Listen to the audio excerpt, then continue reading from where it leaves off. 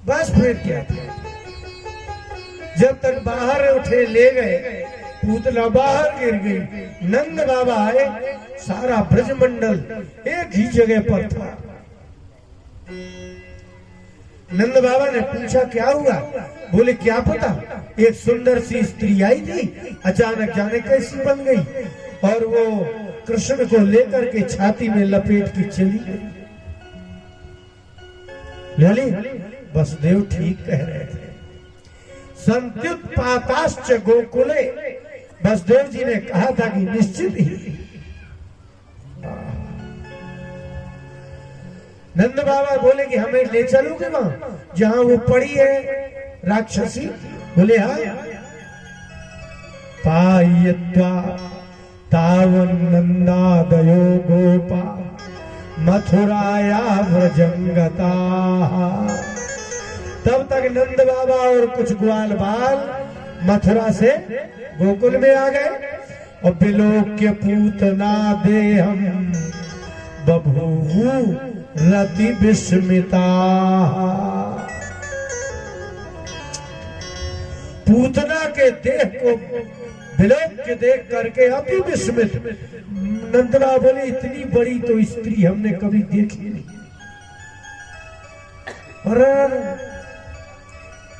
और मेरा बालक कहाँ है? बोले पाययत्वास्तनम माता संज्ञा वेशय दातमजम। बोले वो यशोदा मैया को दे दिया उठा के और स्तनम पाययत्वा, स्तन पिला करके रख दिया। क्यों हुआ होगा? सएव दुष्टो युत्पातो यदा आनक दुंदुभि। वसुदेव जी का नाम है आनक दुंदुभि। दुंदुभि माने होता नगाड़ा। जब वो पैदा हुए थे तो ऊपर आकाश में नगाड़े बजने लगे तो उनका नाम क्या रख दिया? आनक दुंदुभि। जैसे आपके यहाँ बच्चा हो और भैंस के भी बच्चा हो तो फिर क्या करते? बोले लड़की का भूरिया ही नाम रख दे, क्योंकि भूरी जब भैंस ब्याई थी तभी तो ये हुई।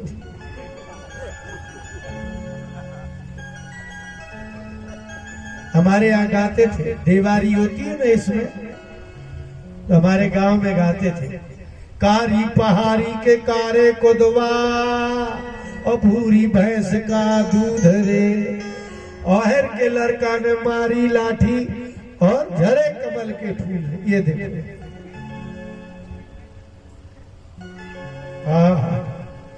कृष्ण भगवान के लिए आहर के लड़का ने मारी लाठी झरे कमल के फूल। अब क्या किया जाए? ब्राह्मण आए, ब्राह्मणों ने कहा कोई बात नहीं, हम है ना। ब्राह्मणों के पास सारे दोषों को निवारण करने का सारा उपाय है। बुलाओ बुलाओ भाई, बुलाओ ब्राह्मण बुलाओ। ब्राह्मण बुलाए गए, ब्राह्मणों ने स्वस्ति वाचन पूजन सब किया और 12 नामों से भगवान का,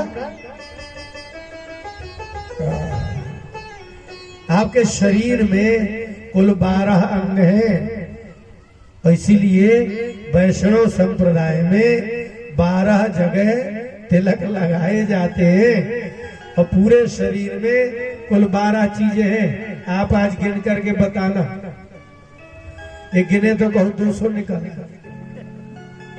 ऐसी तो गिनती है आदमी की। नाक को 10 बार गिन ले, गिनो 12। देखो 5 तो नीचे है, 5 ऊपर है। आंख 1, कान 2, नाक 3, जीभ 4 और ये चमड़ी 5 हो गए। लेकिन वाणी से 2 काम होते हैं, बोलना और स्वाद लेना। इसलिए ज्ञान भी होता है और कर्म भी होता है। यहीं से फिर गिनो। वाणी, जब आप स्वाद के लिए कहो तो जिह्वा शब्द का प्रयोग करना, और जब बोलने के लिए कहो तो वाणी, एक हाथ, दो पैर, तीन मल, चार मूत्र, 5 हो गए 10। अच्छा, ये जो आपके 10 है वही तो मच्छर के 10 है। सृष्टि का कोई भी जीव होगा उसके ये 10 होंगे। एक जीव है सृष्टि में जिसके 9 है, वो है चमगादड़, क्योंकि उसको मल करने का नहीं होता, वो मुंह से ही मल करता है। पूरी सृष्टि में अद्भुत बात है। अब चलो हो गए 10, ठीक है, 2 और, एक मन और एक बुद्धि, ये 12 हो गए। इसके अलावा किसी के शरीर में 13वां तत्व नहीं होगा। और भगवान के, ये भगवान का एक मंत्र है, आपको सुना है? नमो भगवते, कितने अक्षर हो गए? नमो 2, भगवते 6 हो गए, वासुदेवाय कितने हो गए? नमो भगवते वासुदेवाय 12 हो गए। इसको द्वादशाक्षर मंत्र कहते हैं। तो भगवान के नाम में भी 12 अक्षर, इसलिए सारे संसार के शरीर में 12 चीजें हैं। और इतना ही नहीं, सूर्य भी 12 ही है। महीने कितने हैं? तो ना माने चैत्र, माँ माने बैसाख, भा माने ज्येष्ठ, गा माने आषाढ़। वामन पुराण आप जब पढ़ेंगे तो उसमें लिखा है नमो भगवते वासुदेवाय के 12 अक्षर, महीने के 12 हैं। इसलिए पूरी सृष्टि 12 में भी है। अब आप ऐसे ही बैठे रहना है पालथी मार के, बताए दे रहे हैं, कभी काम लगेगा। अगर आप स्केच बनाओ तो ऐसे बैठ जाओ पालथी मार के, ये जैसे बालक बैठा है। अब स्केच बनाना, ओम है पूरे शरीर में, किसी के भी, पशु पक्षी के। अब इसके हाथ से आप पेंसिल घुमाओ और कंधे तक ले जाओ, फिर ऊपर ले जाओगे तो मुड़ जाएगा, और फिर आप सिर से नीचे उतारो कंधे में, हो गया वो जैसा। और फिर यहाँ ले आओ, और ये जो रीढ़ की हड्डी है वो बड़ी ऊ में लगी हुई पूंछ है, और ये जो सिर है वो बिंदी है। इसलिए सारा जगत कहता है, अब तो विज्ञान भी कह रहा है कि ओम, ओम में ही सारी सृष्टि है। इसलिए भगवान ने गीता में कहा ओम इत्येकाक्षरम ब्रह्म, ओम ही, और वैसा ही आपका शरीर बना है। फिर इसलिए कहा जाता है, तुलसीदास जी कहते हैं कि सिय राममय। ये चौपाई तब समझ में आएगी जब आपको ये समझ में आएगा कि प्रत्येक जीव का शरीर ओम में है। अब आप गाय भैंस है आपकी, वहां से शुरू करना, सिर से, यहाँ से नथुने से सिर में लाओगे, ऐसे लाओगे, पीछे लाओगे, मुड़ जाओगे, और रीढ़ की हड्डी उसका ओमकार बनेगा। ऐसे ही पक्षी, इसलिए जिसके सिर है निश्चित है कि वो ओम ही बनेगा। इसलिए सांप के भी ओम बनेगा। ऐसा हो, ऐसा घूमो, और बीच की हड्डी उसकी। तब वो चिल्ला के कह रहे कि भैया तुमको तो दिख रहा होगा, लेकिन मुझे लगता है कि जो नमो भगवते वासुदेवाय 12 अक्षर है, वही 12 ये आपके शरीर में दिव्य तत्व है, वही ओम है। सिय राम मैं सब जग जानी, करम प्रणाम जोर जुग पानी, करम प्रणाम जोर जुग पानी। अब ये हो गई तुलसीदास जी की बात है ना सब जगह। अब चलिए एक और चीज सुन लीजिए। शिव जी कह रहे हैं, मेरा अनुभव है,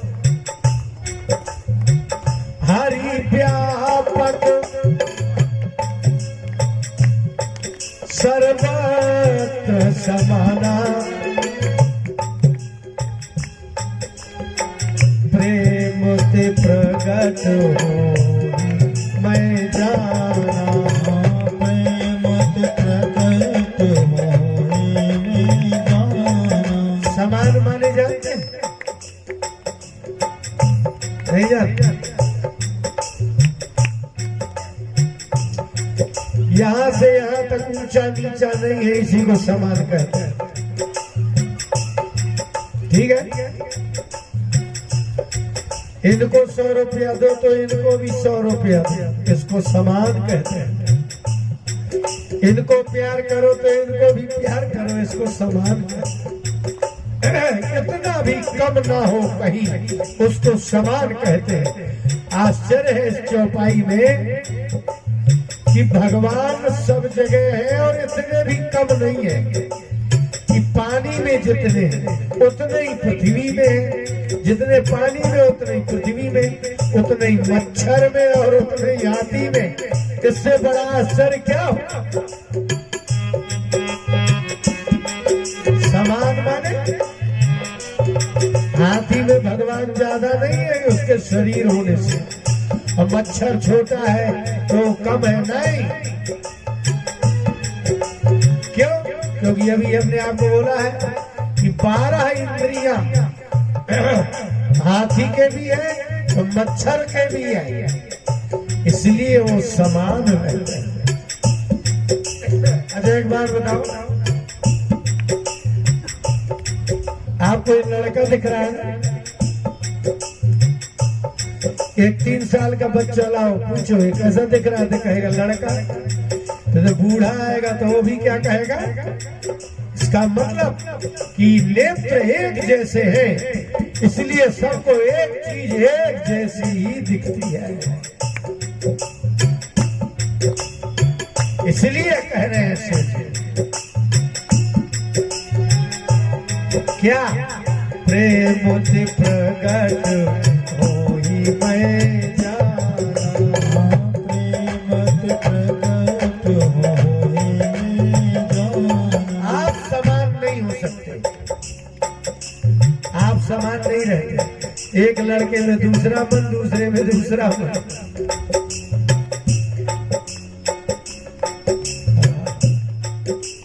लेकिन ईश्वर की विशेषता है कि वो जितना चींटी में है, इसलिए चींटी देखेगी आपको तो आदमी ही देखेगी, और गाय देखेगी तो आदमी, और भैंस देखेगी तो।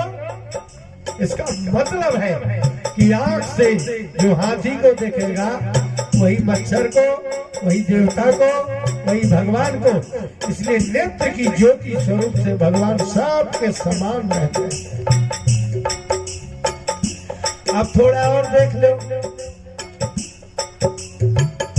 ये क्या है भाई? इसमें आपको गुलाब का सुगंधी आएगी। ये कनेर का फूल है, चाहे बालक सूंघ है, स्त्री सूंघ है, आप सूंघो, छोटा सूंघ है, बड़ा सूंघ है, कुत्ता बिल्ली हाथी सूंघ है, उसको कमल की खुशबू नहीं आएगी, कनेर की ही आएगी। है भगवान समान की नहीं? इसका मतलब नाक की शक्ति एक जैसी।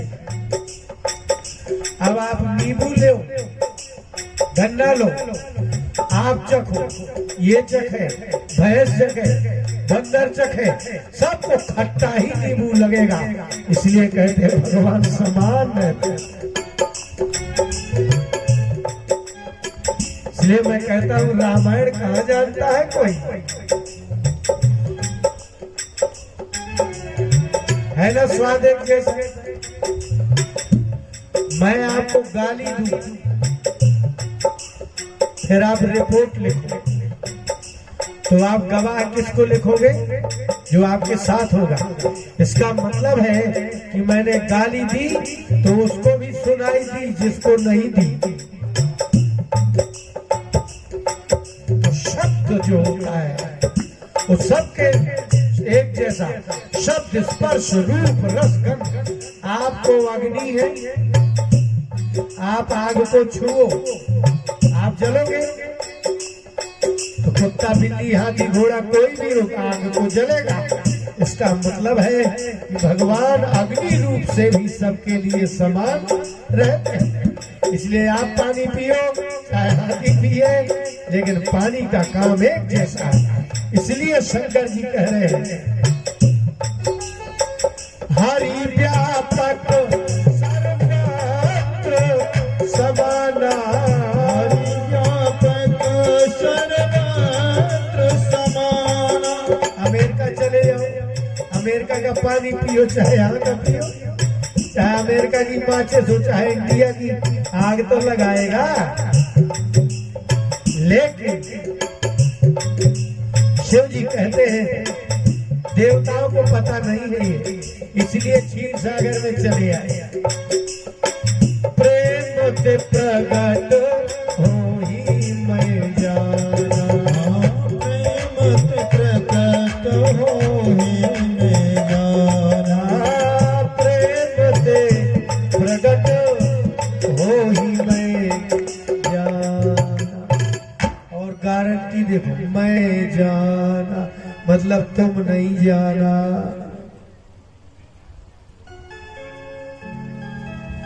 भाई जिसने अनुभव किया वो छाती ठोक के कह रहा है मैं जाना। अब एक नई समस्या हो गई कि प्रेम ते प्रगट हो ही, बस हो गई यही समस्या, कुछ नहीं।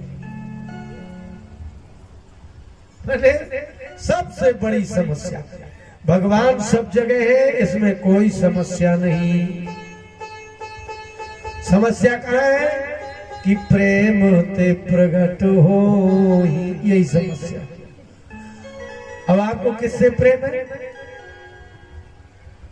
पत्नी से।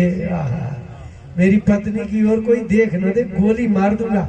और मैं चाहे पूरी गांव की देखूं, कोई ना बोले। मेरे पति की ओर आंख मत उठा लेना कोई, मैं चाहे पूरी दुनिया के आदमी को देखूं,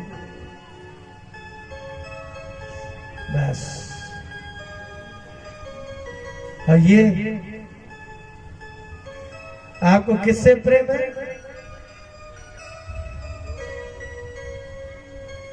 आप लोगों ने बहुत पुरानी कथा सुनी होगी, दमड़ी न जाए चाहे। तो आपको पता नहीं, एक सेठ जी थे। तो जैसे आज आप रुपया कहते हो ना, पहले टका और दमड़ी कहा जाता था। और ये लोग बहुत पुराने हैं, इन लोगों को पता होगा, पहले तांबे का चलता था, वो धेला कहलाता था। इसके पहले चमड़े का होता था, वो दमड़ी कहलाता था। एक सेठ के यहाँ डकैत घुसे, बोले बोल दमड़ी कहाँ रखी है? तो बोला नहीं है। दूसरे डकैत ने कहा इसकी साले की चमड़ी उतार, उतार इसकी चमड़ी। सेठ जी बोले चमड़ी तो फिर आ जाती है। भाई जैसे एक्सीडेंट होता है तो यहाँ छिल जाता है, तो चमड़ी तो अपने आप आ जाती है, दमड़ी में बड़ी मेहनत होती है। तो कह रहा भैया जितनी चाहे चमड़ी उतार ले, दमड़ी न मांग। इसलिए कह रहे हैं कि चाहे चमड़ी चली जाए, दमड़ी चली जाए, चमड़ी ऐसा होना चाहिए। तो वो कह रहा चमड़ी ले जाओ, क्योंकि चमड़ी दोबारा हो आएगी और दमड़ी नहीं दे सकता।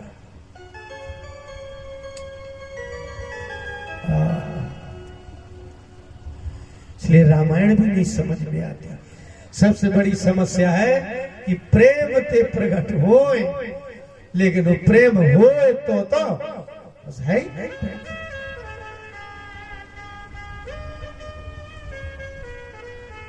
ये लोग आरती में आते हैं, भगवान के यहाँ जाते हैं, इलायची दाना का भोग लगाते, रुपया तो नहीं चढ़ाते हमारे से आरती में। सिक्का मत चढ़ाना, हमारे यहाँ वृंदावन में चलते ही नहीं। हमारा वृंदावन 3 लोक से न्यारा है, वहां सिक्के नहीं चलते 10 के। बताइए क्या है? सरकार को पता है हमारे यहाँ सिक्के नहीं चलते, लेकिन आपका तो अपने अपने घरों में सिक्का चलता ही है। सिक्का मत चढ़ाओ। नंद बाबा ने ब्राह्मणों को बुलवाया, स्वस्ति वाचन करवाया और 12 अंगों में भगवान के 12 नामों से रक्षा की। समझ रहे ना आप? समझ रहे हो ना? समझ रहे हो ना? भगवान के ही नाम से भगवान की ही रक्षा करवा रहे हैं। और ये कौन देख रहा है? भगवान। भगवान ब्राह्मणों ने कहा कि आप लिटा लो गोद में। तो माँ यशोदा ने गोद में लिटा लिया। तो माथे में भगवान का नाम, कानों में, गले में, दोनों बाहुओं में, वक्षस्थल में, कटी भाग में, पीछे। भगवान ही हंस रहे हैं, अच्छा हमारे ही नाम से हमें ठोके दे रहे हैं। गोविंदाय नमः। और गोविंदानंद देख रहे हैं, ऋषिकेश आए, ऋषिकेश देख रहे हैं। वामनाय नमः। भगवान बोले संसार बहुत खराब है, इसके आंख है तो है, लगता है इसको दिखता नहीं है। मैं लेटा हूं, मेरा नाम गोविंदा है, मेरा नाम ऋषिकेश है, मेरा नाम वामन हरि, मेरा ही नाम है, मेरा ही नाम ले रहे हैं, मेरे ही रक्षा कर रहे हैं और दक्षिणा खुद ले रहे हैं। ब्राह्मणों ने कहा, माँ आज के बाद तुम्हारे बच्चे को कुछ नहीं होगा।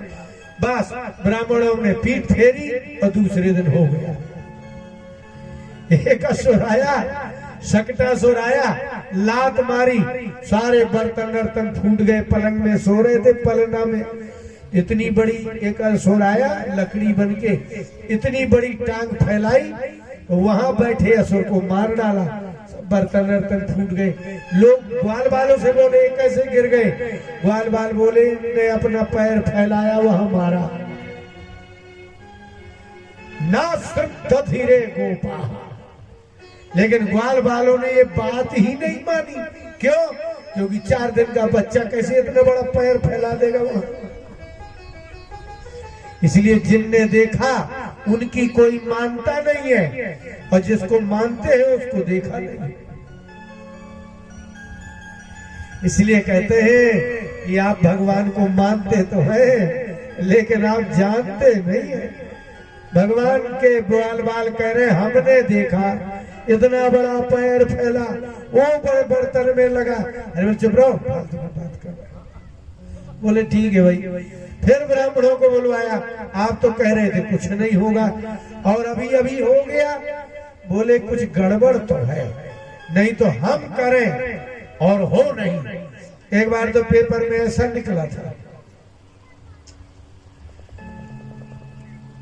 मथुरा में होटल का एड्रेस था और लिखा था 110% गारंटी। इससे बड़ी मूर्खता क्या होगी? परसेंट का मतलब है 100 और लिखे हैं 110, और जितने मूर्ख थे सब हाथ दिखाने पहुंच गए। समझ रहे हैं ना? 110% होता है। तो जिसने लिखा वो मूर्ख, और जो पहुंच गए और बोले यार चलो, वो वहां तो एक ऐसा ज्योतिषी आया, बोले यार ऐसा कुछ नहीं होता। बोले 110% गारंटी है यार। आदमी कम है क्या? अभी कोई कह रहा था 200% गारंटी देता हूं, मगर ले हद हो गई। 100 में 200%। ये संसार अंधों का है। इसलिए ब्राह्मण भी जाते हैं, भगवान का राहु केतु उतार के दक्षिणा ले आते हैं। भगवान ने कहा, प्रभु हम आप ही के लिए अवतार लेके आए हैं, कम से कम आप ही पहचान लेते। गड़ा ना तो उखड़ा ना तो कर रहे हैं। तो ब्राह्मण भी नहीं पहचान पाए। ब्रजवासी तो बेचारे राक्षस की थी, माया को नहीं पहचान पाए। इसलिए भगवान को पहचानना उतना ही कठिन है जितना एक महात्मा को पहचानना।